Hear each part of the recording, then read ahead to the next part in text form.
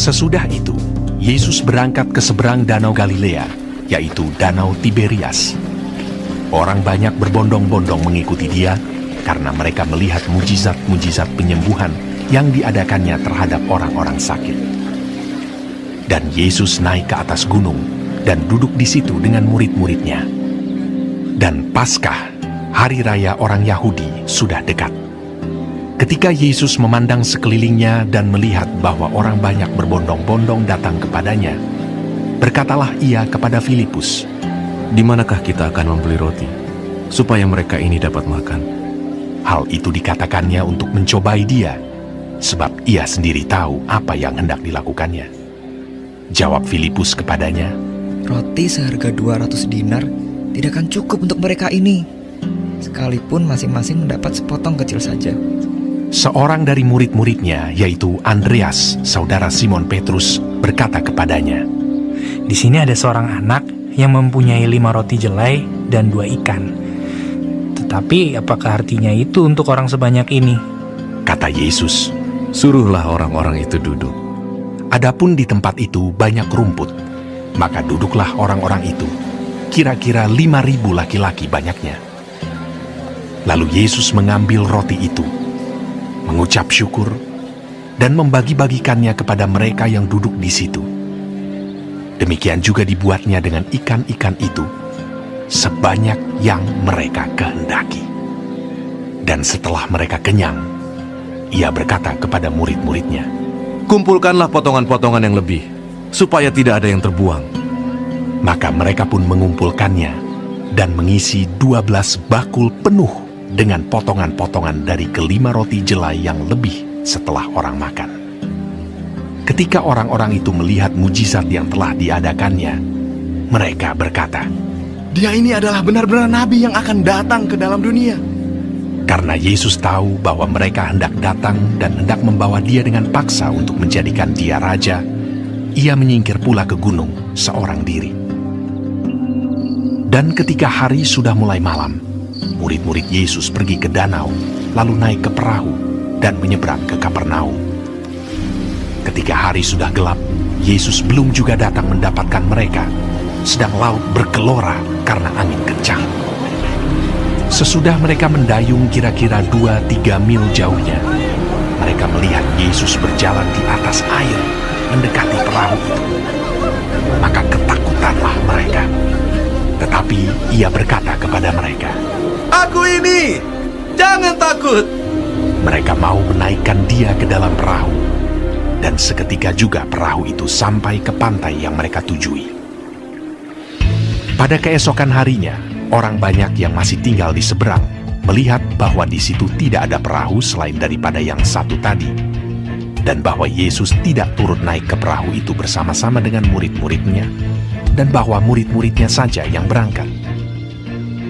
Tetapi sementara itu, beberapa perahu lain datang dari Tiberias dekat ke tempat mereka makan roti sesudah Tuhan mengucapkan syukur atasnya. Ketika orang banyak melihat bahwa Yesus tidak ada di situ dan murid-muridnya juga tidak, mereka naik ke perahu-perahu itu lalu berangkat ke Kapernaum untuk mencari Yesus. Ketika orang banyak menemukan Yesus di seberang laut itu, mereka berkata kepadanya, "Rabi, bila mana engkau tiba di sini?" Yesus menjawab mereka, "Aku berkata kepadamu, sesungguhnya kamu mencari aku, bukan karena kamu telah melihat tanda-tanda, melainkan karena kamu telah makan roti itu dan kamu kenyang. Bekerjalah, bukan untuk makanan yang akan dapat binasa, melainkan untuk makanan yang bertahan sampai kepada hidup yang kekal, yang akan diberikan anak manusia kepadamu. Sebab dialah yang disahkan oleh Bapa, Allah, dengan meterainya." Lalu kata mereka kepadanya, Apakah yang harus kami perbuat supaya kami mengerjakan pekerjaan yang dikehendaki Allah? Jawab Yesus kepada mereka, Inilah pekerjaan yang dikehendaki Allah, yaitu hendaklah kamu percaya kepada Dia yang telah diutus Allah. Maka kata mereka kepadanya, Tanda apakah yang kau perbuat, supaya dapat kami melihatnya dan percaya kepadamu? Pekerjaan apakah yang kau lakukan? Nenek moyang kami telah makan mana di padang gurun, seperti ada tertulis, mereka diberinya makan roti dari surga. Maka kata Yesus kepada mereka, Aku berkata kepadamu, sesungguhnya bukan Musa yang memberikan kamu roti dari sorga, melainkan Bapa-Ku yang memberikan kamu roti yang benar dari sorga. Karena roti yang dari Allah, ialah roti yang turun dari sorga dan yang memberi hidup kepada dunia. maka kata mereka kepadanya, Tuhan, berikanlah kami roti itu senantiasa. kata Yesus kepada mereka, Akulah roti hidup. Barang siapa datang kepadaku, ia tidak akan lapar lagi. Dan barang siapa percaya kepadaku, ia tidak akan haus lagi. Tetapi aku telah berkata kepadamu, sungguh pun kamu telah melihat aku, kamu tidak percaya. Semua yang diberikan Bapa kepadaku akan datang kepadaku. Dan barang siapa datang kepadaku, ia tidak akan kubuang. Sebab aku telah turun dari sorga, bukan untuk melakukan kehendakku, tetapi untuk melakukan kehendak Dia yang telah mengutus aku. Dan inilah kehendak Dia yang telah mengutus aku, yaitu supaya dari semua yang telah diberikannya kepadaku, jangan ada yang hilang, tetapi supaya kubangkitkan pada akhir zaman. Sebab inilah kehendak Bapa-Ku, yaitu supaya setiap orang yang melihat Anak dan yang percaya kepadanya beroleh hidup yang kekal, dan supaya Aku membangkitkannya pada akhir zaman. Maka bersungut-sungutlah orang Yahudi tentang Dia, karena Ia telah mengatakan, Akulah roti yang telah turun dari sorga. Kata mereka, Bukankah ia ini Yesus, anak Yusuf, yang ibu bapanya kita kenal? Bagaimana ia dapat berkata, Aku telah turun dari sorga? jawab Yesus kepada mereka, Jangan kamu bersungut-sungut. Tidak ada seorang pun yang dapat datang kepadaku jikalau ia tidak ditarik oleh Bapa yang mengutus aku. Dan ia akan kubangkitkan pada akhir zaman. Ada tertulis dalam kitab nabi-nabi, dan mereka semua akan diajar oleh Allah. Dan setiap orang yang telah mendengar dan menerima pengajaran dari Bapa datang kepadaku. Hal itu tidak berarti bahwa ada orang yang telah melihat Bapa. Hanya Dia yang datang dari Allah, Dialah yang telah melihat Bapa. Aku berkata kepadamu, sesungguhnya barang siapa percaya, ia mempunyai hidup yang kekal. Akulah roti hidup. Nenek moyangmu telah makan mana di padang gurun, dan mereka telah mati. Inilah roti yang turun dari sorga. Barang siapa makan daripadanya, ia tidak akan mati. Akulah roti hidup yang telah turun dari sorga. Jikalau seorang makan dari roti ini, ia akan hidup selama-lamanya. Dan roti yang kuberikan itu, ialah dagingku, yang akan kuberikan untuk hidup dunia. Orang-orang Yahudi bertengkar antara sesama mereka dan berkata, Bagaimana ia ini dapat memberikan dagingnya kepada kita untuk dimakan? Maka kata Yesus kepada mereka, Aku berkata kepadamu, sesungguhnya, jikalau kamu tidak makan daging anak manusia dan minum darahnya, kamu tidak mempunyai hidup di dalam dirimu. Barang siapa makan dagingku dan minum darahku, ia mempunyai hidup yang kekal, dan aku akan membangkitkan dia pada akhir zaman.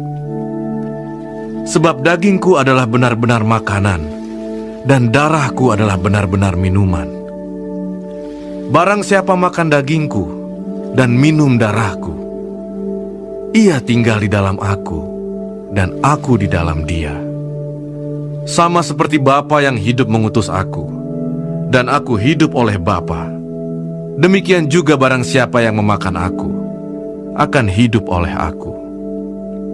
Inilah roti yang telah turun dari sorga, bukan roti seperti yang dimakan nenek moyangmu dan mereka telah mati.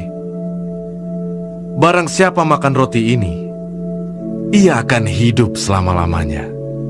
Semuanya ini dikatakan Yesus di Kapernaum ketika Ia mengajar di rumah ibadat. Sesudah mendengar semuanya itu, banyak dari murid-murid Yesus yang berkata, Perkataan ini keras. Siapakah yang sanggup mendengarkannya? Yesus yang di dalam hatinya tahu bahwa murid-muridnya bersungut-sungut tentang hal itu, berkata kepada mereka, Adakah perkataan itu menggoncangkan imanmu?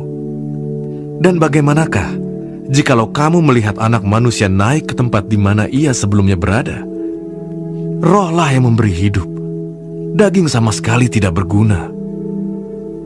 Perkataan-perkataan yang kukatakan kepadamu adalah roh dan hidup. Tetapi di antaramu ada yang tidak percaya. sebab Yesus tahu dari semula siapa yang tidak percaya dan siapa yang akan menyerahkan dia. Lalu ia berkata, Sebab itu telah kukatakan kepadamu, tidak ada seorang pun dapat datang kepadaku kalau Bapa tidak mengaruniakannya kepadanya. mulai dari waktu itu, banyak murid-muridnya mengundurkan diri dan tidak lagi mengikut dia. Maka kata Yesus kepada ke-12 muridnya, Apakah kamu tidak mau pergi juga? jawab Simon Petrus kepadanya, Tuhan, kepada siapakah kami akan pergi? Perkataanmu adalah perkataan hidup yang kekal. Dan kami telah percaya dan tahu bahwa Engkau adalah yang kudus dari Allah. jawab Yesus kepada mereka, Bukankah aku sendiri yang telah memilih kamu yang 12 ini?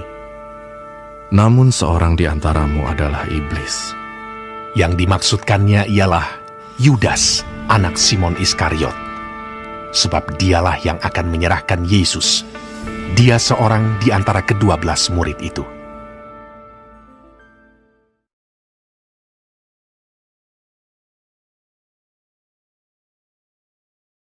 Shalom semua jemaat Tuhan, kembali kita di dalam pendalaman Alkitab Clear Sight.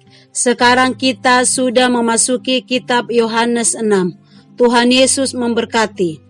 Di dalam ayat 1-15, Yesus memberi makan 5.000 orang. Bisakah kita bayangkan memberi makan 5.000 orang lebih di tempat di mana tidak ada pasar, rumah makan, atau dana yang kurang? Tetapi itu tidak membuat Yesus bingung. Yesus menanyakan Filipus mengenai tempat untuk membeli makanan di ayat 5, karena Filipus berasal dari daerah, tentulah dia mengenal daerah tersebut. Akan tetapi Filipus lebih memikirkan jumlah uang yang akan didapat untuk memberi mereka makan. Andreas memperlihatkan betapa minimnya sumber makanan yang ada. Yesus ingin ada iman dalam diri murid-muridnya. Menurut Andreas, jumlah makan siang seorang anak yang ada pada saat itu tidak dapat menolong mereka di dalam situasi tersebut. Baik Andreas maupun Filipus tidak menyadari bahwa justru kelemahan seperti itulah yang menjadi jalan bagi penyataan kuasa dan pemeliharaan Tuhan. Apa yang tidak mampu dilakukan para murid dapat terjadi oleh kuasa Yesus Kristus. Maka Yesus pun mengambil roti itu, mengucap syukur dan membagi-bagikannya. Semua yang hadir kenyang dan masih ada sisa sebanyak 12 bakul. Allah berkarya melalui kelemahan manusia. Ia tidak memilih orang yang kuat atau yang merasa diri kuat. Ia memilih orang yang lemah supaya ia dapat menyatakan kuasanya melalui kelemahan kita. Di dalam ayat 16-21, Yesus berjalan di atas air. Di tengah danau, para murid menghadapi danau bergelora yang disebabkan oleh angin kencang. Di dalam situasi yang demikian, mereka melihat sesosok manusia berjalan di atas air dan mendekati mereka, dan membuat mereka merasa ketakutan. Lalu Yesus datang dan menyatakan dirinya, "Jangan takut, ini aku." Yesus seolah mengingatkan bahwa ia ada berkuasa dan menyertai mereka. Meskipun ia tidak mau dijadikan raja oleh orang banyak karena mujizat yang dia lakukan, ketaatan kepada perintah Tuhan tidak lantas menjamin bahwa mereka akan menghadapi perjalanan yang mulus tanpa kesulitan. Demikian juga dengan kita. Walaupun kita sudah percaya, taat akan firman Tuhan, hidup kita tidak selalu mulus. Tetapi Yesus selalu memperhatikan kita. Di tengah segala pergumulan, alangkah terhibur hati kita mengetahui bahwa dalam segala situasi yang sulit, Allah yang berdaulat penuh pada setiap pergumulan kita. Di dalam ayat 22-24, orang banyak mencari Yesus. Banyak orang mencari Yesus dan mereka mengejar ke Kapernaum. Mereka hanya ingin mujizatnya, mengejar roti agar kenyang. Ini hal yang wajar. Mengejar Yesus bukan karena ingin mengenal Dia lebih dalam, tetapi lebih kepada keuntungan pribadi yang mengejar tersebut. Apakah supaya dikatakan orang dia hebat, dia rajin, dia orang yang taat, tapi yang kita lihat, Yesus sendiri memberi teladan dalam hal ini. Ketika banyak orang mengejar Dia karena merasa kebutuhannya terpenuhi, Yesus malah menyingkir.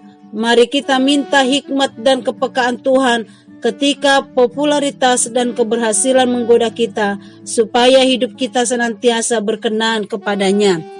Di dalam ayat 25-59, Yesus roti hidup.